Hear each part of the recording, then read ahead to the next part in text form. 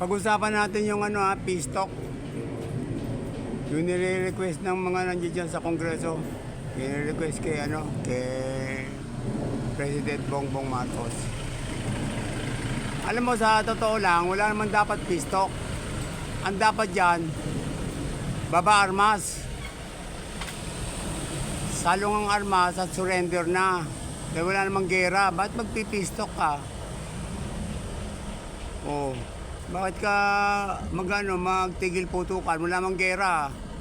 Nasa Gaza ka ba? Palestinian ka ba? Walang peace talk dyan. Tigil putukan, wala yon. Ang gawin nyo, magagaling naman kayo, nasa batas kayo, pababain lahat yung mga nasa bundok. Nakababa na nga lahat, ang dami na nakababa, nagutom eh. Ginutom nyo eh. Pinakit nyo sa bundok, tapos ginutom nyo. Tapos kayo, nagpapasarap sa Kongreso. Nagtataka lang ako dyan sa Kongreso eh. Ang gagaling nyo dyan, pero may mga MPA dyan sa loob. Dapat wala kayo dyan eh. Gagawa ka pa ng peace talk. Peace talk? Anong peace talk? Sasabi mo? Hindi mo naman alam yung sinasabi mo. Nahihibang ka yata. Wala namang gera. Ba't nagsasabi ka ng tigil putukan? Asan ba yung putukan? Mali yung ginagawa mo.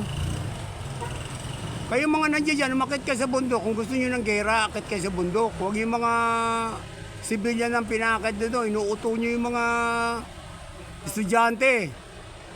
Pinakit nyo sa bundok, inuuto nyo. Tapos yung mga kabataan doon, mga may itsura, pare-rep nyo sa mga mga MPA, mga gagot mga siraulo na ito Pistok kayo dyan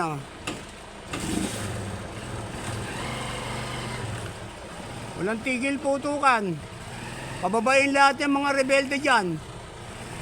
Magkaroon na ng amnesty. Yung totoong amnesty na. Hindi na yung mga kung ano-ano pa.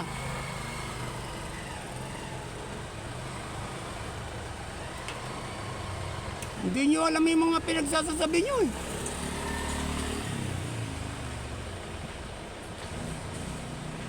Ceasefire? Ang ceasefire pa lang sasabi mo? Nasa gera ka ba? Ba't ceasefire? Wala ka naman sa Gaza. Palestinian ka ba? Simple lang naman Pababain nyo yung mga rebelde at bigyan ng amnesty. Tapos na.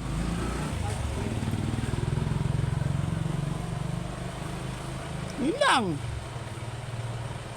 Yung ibig mo sabihin kasi, pag sinabi mo ceasefire, after nun, gera na naman. Di bali kung ikaw mang kalaban, akit ka sa bundok.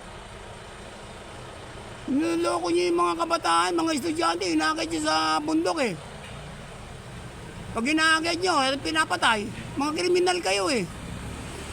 Mga kriminal talaga kayo. May kaso ka pang kidnapping. Sasabihin mo yung ICC, kailangan magano rito, mag-imbestiga. Ikaw ang dapat imbestigahan. Kasi, kidnapper ka. Utot mo. Bago to Nag-iisip. Mag-isip kayo. Kayo nasa Kongreso, mag-isip kayo. Gumawa kayo ng maayos dyan. Halatang-halata na kayo Maawa kayo sa taong bayan, maawa kayo sa amin. Gusto namin ng katahimikan. Yung kay Duterte, yung war on drug, tama yun. Dahil matagal kami naghirap sa drug. Ngayon, pinasok ni Duterte yung war on drug. Ang dami namatay. Di ba? Siyempre lalaban yan eh. Pati nga mga pulis, patay din eh. Mag-i-issue ng warrant, babarilin, patay. Ang sinasabi nyo, yung mga adik lang, mga kriminal lang ang pinapatay, kawawa naman. Paano kami? Paano yung mga civilian na nire-rape?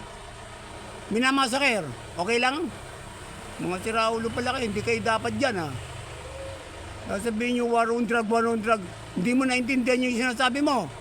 Ang war on drug, gera, laban sa droga, tanga. Laban sa droga yun, yung droga, hindi yung paracetamol. Hindi drogang paracetamol, saka bioflu.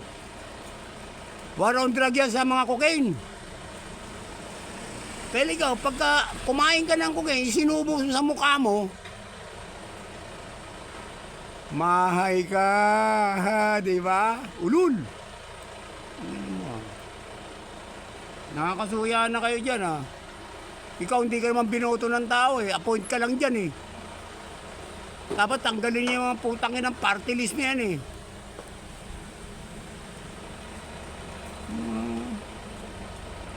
Nakakainis kayo. Dalo ka na.